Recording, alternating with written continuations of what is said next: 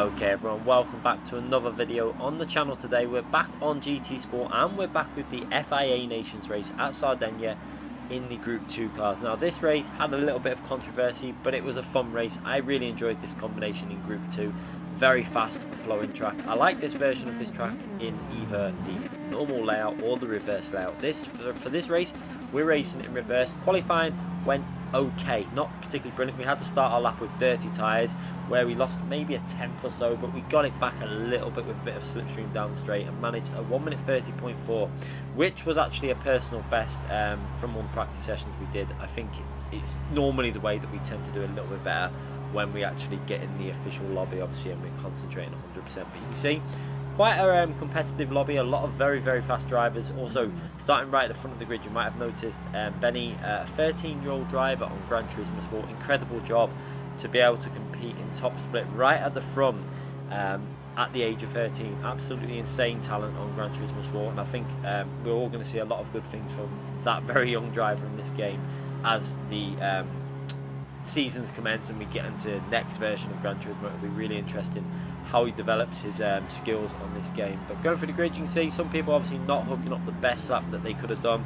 There were some very fast drivers all the way down the grid. I think this was quite a competitive lobby for a Nations race at the moment in an exhibition season when obviously not everyone's going to be competing in these events. You do tend to find some of the top drivers don't bother, they just have a little break from the game or just not really interested in doing these events during this. But starting at the back, they see VQS Will in P19 and Fatal Vasca in P20. I think Vasca had a little bit of an issue in qualifying. I'm not sure what happened, but he got involved with a group of cars that included myself towards, I don't know if he was on a lap or what was going on, but if he was on a lap, he was starting his lap at a very unusual time because we were just about to start our final lap and he was coming through. We're not sure what exactly happened there, but starting this race, main aim obviously is to try and do some fuel saving as well as push. Now if I was starting right at the front, I would have just pushed 100% aggressive and gone for the ultimate, just drive it flat out, refuel on your second stop and try and gain some speed that way. However, aside from P5, it's a bit risky to start pushing because you're just going to waste fuel and probably be in a position where you don't actually gain that much time. So we're going to go into a fuel save mode. You can see already short shifting to 50%. The Nissan GTR, quite a good car when it comes to shifting at 50%. It's got quite good acceleration, and especially when you're in a slipstream, it's really going to help out against the 08 car. The 08 car has not got the ability to save fuel as well as the 16 model. That is why I picked the 16 model. You can see other drivers going for the 08 model. Now that car is definitely a faster car over the lap around this track. It was a more competitive car. In terms of tyre wear though, I think that the 16 model had the advantage, and I think the Lexus actually had a better fuel advantage and possibly equal on tyres to the GTR 16 model. However, in qualifying you really had to nail your lap. It was a little bit harder to get the 100% pace out of the Lexus compared to the GTR 16 model. So it was an interesting race. Two different models of car. I do wish that they would separate these cars. I think it'd be a better game if we had a separate class for the 08 cars and a separate class for the 16 model cars. In my opinion, the more variation of classes of cars that you can race with, the better for everyone. But Polyphony like to group cars together. It's a bit frustrating. I would like to see them separate a lot of cars, including Group C, the Group 2 cars. There's plenty of cars that could be separated up and put into separate groups. So following now down into the turn 2 technically, even though that is a flat corner, that turn 1, this is turn 2, the very tight right hand corner, trying to just keep our braking nice and smooth, braking nice and early, you'll notice, staying in the slipstream and just basically sitting back at this point. We're not really pushing 100% as Sonic hits the wall there. An unusual mistake from Sonic there. I'm going to take advantage of that and go up the left hand side and get myself up into P4. So gained a position there from Sonic, just maybe a lapse in concentration by Sonic, turned in a fraction too early into that corner and has lost out on P4, and I'm just about managed to stay in the slipstream of P3. So we're going to be able to, should be able to defend this position to Sonic because we're still picking up the slipstream from the car in front. So now we've just got to again settle back into a routine and just try and get into the same rhythm. Obviously save the fuel, don't get tempted into pushing too aggressively, because as long as I'm in the tow from the car in front, we should be okay to hold on and defend against Sonic. So you can see a group of cars following behind, very close racing in this race. It was a very close battle. This, you could see it in qualifying, a tenth or two could be the difference between multiple positions in this race. A really enjoyable company. I think a lot of people enjoyed this track. It was definitely enjoyable in high downforce. I think we did it a long time ago the other way around in the Red Bull X 2019 in a daily race, and it was really fun in that. I'm really looking forward to the Group 1 race, doing the other way round as well in Nations. That will be really exciting because I do love this track and Group 1 does suit me. We're going to skip ahead though to the end of lap 4, starting lap 5, and you can see it was just basically a few laps of just maintaining position, saving the fuel, just keeping our position, making sure that we can defend. We've got a solid gap to P5, Sonic there in P5, and we're maintaining pace to the drivers in front. You can see that P1 is about 1.6, 1.5 seconds ahead. He's obviously got the slipstream, no slipstream, so he's just doing it all on pace, probably trying to save fuel as well, because it's one of them. This is such a difficult race when you're in the lead, because if you are in the lead, you need to push and then hope that you can break the tow to the cars behind. And if they're just sitting behind you, staying in your slipstream and saving fuel, it kind of makes sense for you to just drop off a little bit and then just sit there and just save the fuel as well. There's no point in you driving it over aggressive. So my guess is that Marcus in P1 at this point was deciding to go for a fuel saving strategy after he wasn't able to break the slipstream to P2. So he's just trying to save his fuel, make sure that he's in a position to do okay. However, going through this very tricky right hand corner, we have Marcus in front. It looks like he has got a problem with his steering wheel. I do know that it caused him an issue at Lego Maggiore when we had that tyre issue where we thought something was going on. But what happens was, I think his wheel is going onto the start menu and he's having trouble getting it back on. So unfortunately for Marcus there, it looks like he is out this race. And it looks like he's actually possibly disconnected out of this race now, because he's lost quite a lot of time. He's out the top 7, not even in the top 8 positions. And we're now up into P3 in this race, looking very nice as P2 darts off into the pits, going for that early stop, as do a lot of drivers behind me. I decided to stay out and do the 6 laps on this first stint. Maybe I should have followed the train into the pits, went in on lap 5, and maybe tried to stay with the slipstream of the car that was pitted in front of me. I think that might have been a good idea with this heavier fuel load, especially when this car is heavy. Obviously the tyre wear's not going to be as good, so maybe pitting that lap earlier could have been an advantage. We might have been able to jump some cars, but let's see how this pans out now in P2 in this race, following behind Benny, the 13-year-old on this game. Absolutely insane talent, like we say. Not many drivers in top split that can compete at the highest levels are under the age of 16, so incredible job by Benny there to be pushing a very difficult car to drive. Group 2 cars are not the easiest cars to drive. They're very, very fun cars to drive.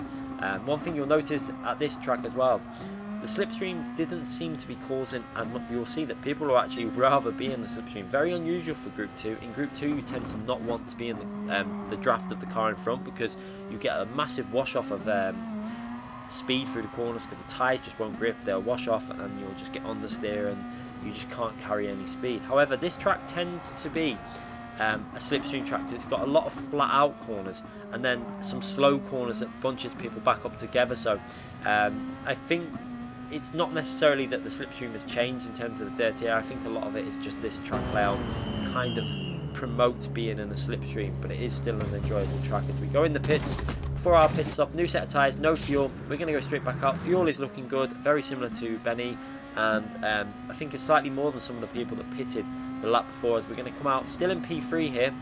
We got Sonic going down the right. I thought he was going to go down the right, so I went to give him the space, but then he swung back over to left. However, I see he goes to left, he leaves the door open, I go for that gap there.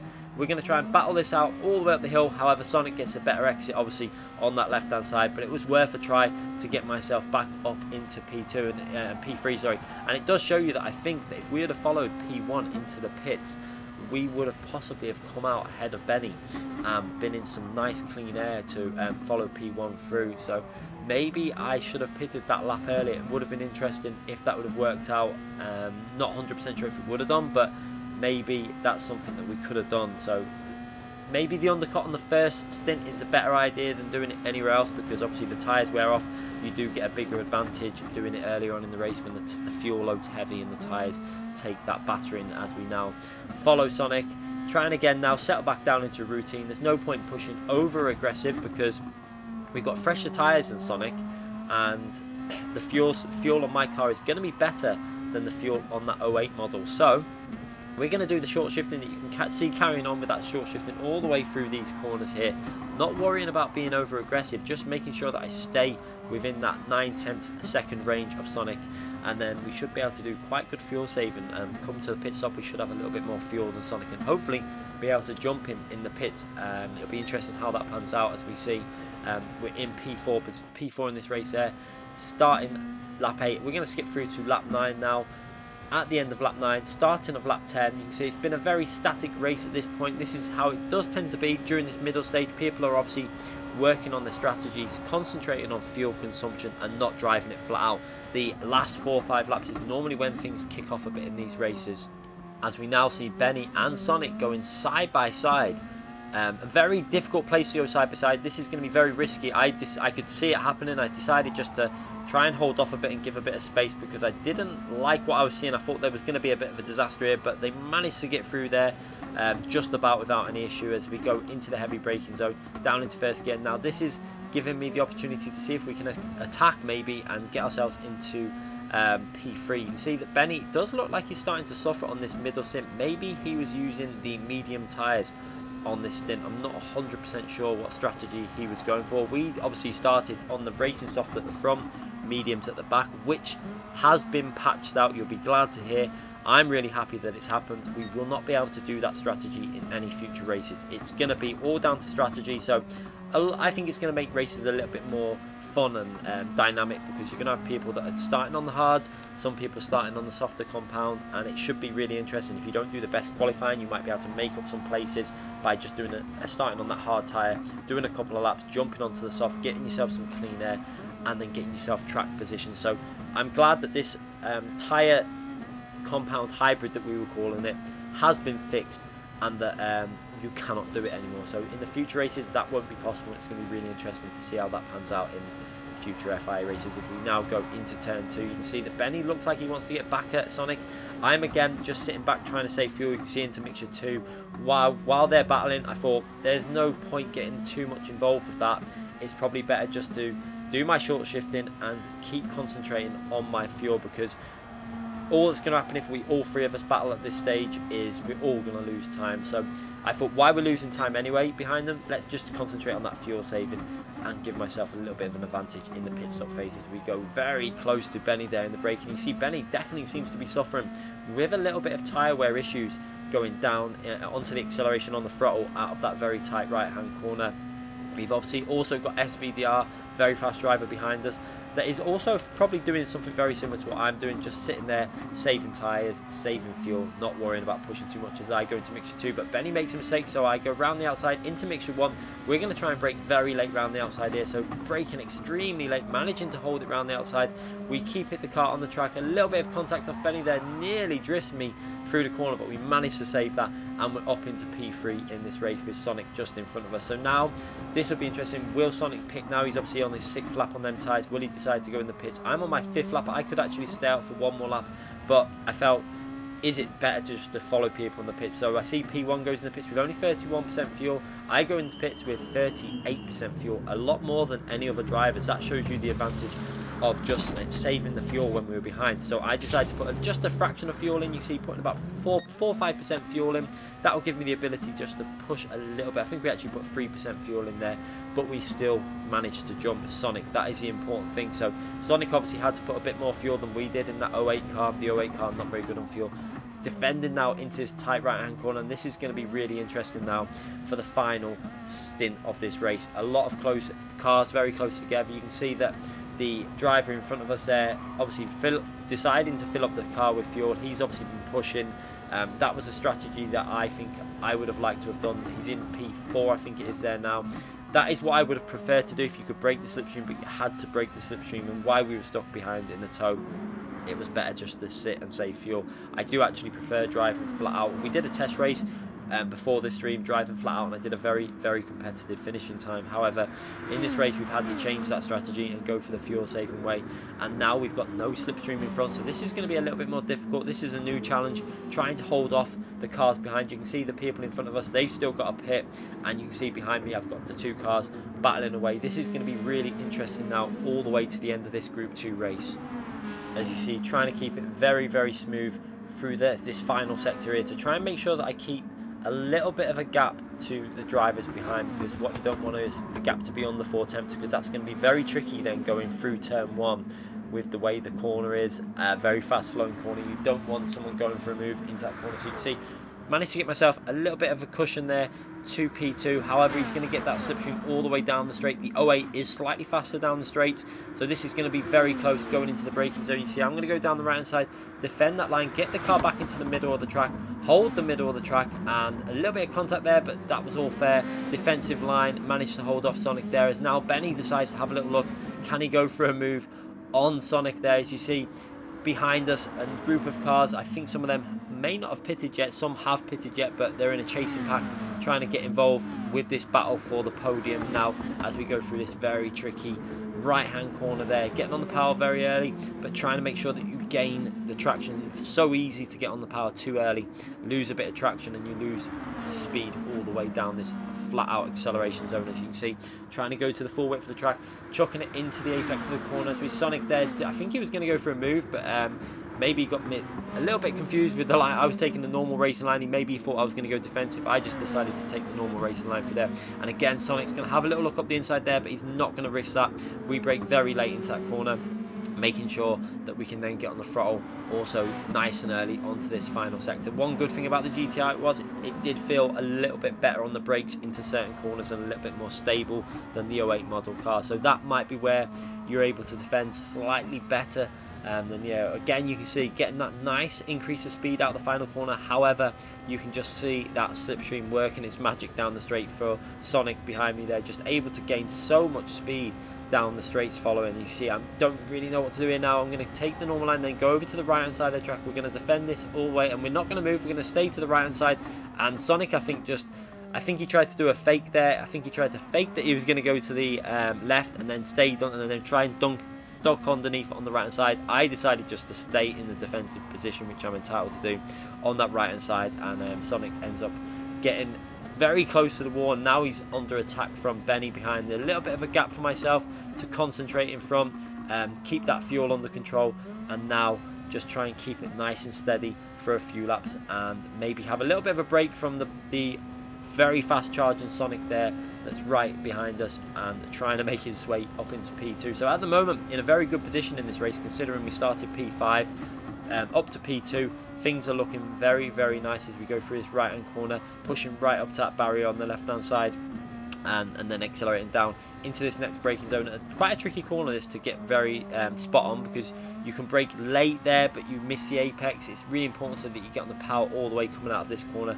going into these final corners. And again, very tricky corners. You've got to be very gentle through here, and then lift off the throttle, not too aggressive on the brakes, down into second gear. Try and get on the throttle as early as possible for that final corner to get the momentum all the way out that corner, and we actually did that very nice there. But again, you can see, even though we got a slightly better exit than Sonic, he's now in that slipstream and he's able to push and try and get past and get close to us in the braking zone. Although he's not going to be close enough this time, but just look at the gap coming down from 7 temps all the way down to 4 temps, so gaining nearly half that gap back just through the flat out zone following in the slipstream. But again, not in a position to do an overtaking. You can see how this track is more suited to the slipstream, because this sector is probably one of the only sectors which is difficult to follow another car. You do tend to lose a bit there, but then it's flat out here, so you gain a bit in the slipstream into a heavy braking zone. You don't really lose too much here because it's a slow corner. The loss of downforce doesn't actually affect you too much, and then again you're in that slipstream now behind, and you're just gaining time all the way from that very slow corner, from low down gears all the way flat out now through this fast left hand corner. Again, that's a flat out corner. It's only then into a very heavy braking zone, down into second gear, trying to hug that inside, and then getting on the throttle as early as possible and running it all the way up to that barrier on the left hand side. So yeah, you can really see why this track is definitely a slipstream track, because again, it's slow corner here and flat out zone now all the way into the final corner before another massive slipstream zone. So it really does sum up why being in the toe is favourable here to not being in the toe when it comes to qualifying. Also, as again we go through that final corner, trying to make sure that we get into third gear nice and early to keep that traction and keep the momentum all the way down the straight. You can see that Sonic is a little bit closer this time. He's down to under half a second and it's already under 3/10. He's gaining all the way down the straight. Will he be able to go for a move? We're going to stay to the right hand side. You see again, I'll just hold that right hand side. He knows that we're going to do this time. Brake as late as possible to make sure that he can't hang it around the outside, and then get it into the apex early on the throttle and try and get the traction out of the corner. Again, very good defending there, keeping Sonic behind us. Not much he could do as long as I held the right line, braked at the correct point. Very difficult for him to get past on the outside of that corner. But again, going into this corner, again, this is a tricky zone to really make a move. We're going to stay to the right, make sure that he doesn't think that he can go up that right hand side, even though that is it's an almost impossible place to go for a move actually on that right hand side, because the way the corner is with the braking, you kind of have to be really smooth and get the car to the left hand side, or the rear will step out and you will lose a lot of time as you try and catch the rears. We're now going to stick the car to the left hand side of the track. Is he going to go for a move on the right hand side? I decided to hold the middle line. He kind of taps us up the rear there. We managed to hold that position, and again Sonic looking very racy in these last few laps. We're trying to defend all the way to the end here and hold on to his P2 position. We should have better fuel than Sonic, although he's in that slipstream at the moment, and I think he managed to put a bit more fuel in at that pit stop. That is why obviously he was behind us, but he did go in the pits with, I think it was 6% or 7% less fuel than what I had. So really interesting how this race is going to pan out. You can see that also now SVDR there in P4 has managed to get himself up ahead of Benny. Now obviously with the fresher tyres also, this race is really starting to get into the final few stages, the final few laps now, where it's going to get really interesting. I'm going to hold the left hand side line through here. Sonic decides to back out of that, I think very wisely. Very difficult to hang that round the outside, very likely that he would have hit the wall. As we see SVDR going for a move on Sonic. Sonic gives him a little nudge there, defends that line well enough, that's all fair. You can hold the middle line there. Pretty much identical how I did it to Sonic there on that corner. As we now come through to the penultimate lap, you can see this is really hotting up for these final few laps. Very close racing. You can see I've got a bit of a gap now again as Sonic's battling with SVDR behind him. So, and you can also see behind there's contact in the corner. All chaos has kicked off. I don't know exactly what's happened there, but I think SVDR and Sonic come together with a contact from a car behind. I don't think that was SVDR's fault. I think there was a bit of contact from the car behind, possibly. Not 100% sure there. As we go into the long right hand corner, trying to hold it tight to that apex. We've got a 6 attempts, 7 attempts, 8 attempts lead nearly actually going into this final lap, just trying to make sure that we keep the momentum all the way on this final lap, lap and a half, trying to hold on to this P2 in this race. You can see P1 strategy has really worked out for him by being able to just push 100% once he did that undercut. I really think that I should have pitted the same time as P1 and just followed in his slipstream, and we probably would have had a lot easier race in this race. But we decided to hold on that first stint and go for the longer stint. I think that was a mistake, as we now go to start the final lap in this race. You can see the fuel is just about spot on. We're going to have to do a bit of fuel saving still, though. You can see we're not going to be able to drive it 100% aggressive all the way to the end.